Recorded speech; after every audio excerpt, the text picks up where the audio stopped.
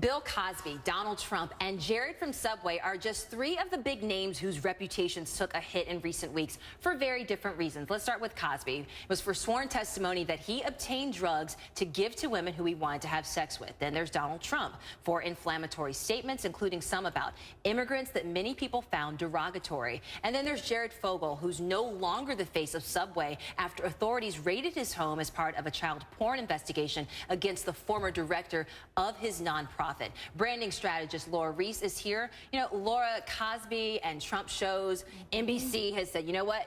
They're not going to be with us anymore. They parted ways there. How risky is it for companies to align themselves with personalities like this? Well, there's a risk and reward. There's a lot of reward for having a public face to your company. Someone like Jared added a lot of credibility and authenticity to the brand, and people loved him. And he was a great spokesman for Subway. Unfortunately, things didn't, sometimes people make mistakes. It's very sad. It's scary, as a matter of fact, and people go running. When controversy comes, companies go running. They don't want to be associated with that, and they move quickly. But there's a lot of reward, and unfortunately, there's a few bad apples that make people scared. Well, what kind of ripple effects can we expect from, I know these are very different situations, but what kind of ripple effects can companies expect when they're still affiliated with people?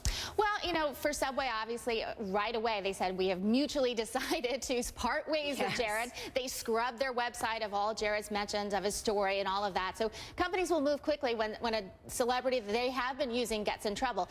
Trump is his own CEO. I mean, he is the organization's head. He loves it. He's an egomaniac, and he loves being in the news. I think he went purposely to create controversy so people would talk about him. And you know what? They are. They're talking in droves about him. All right, let's talk about Paula Deen.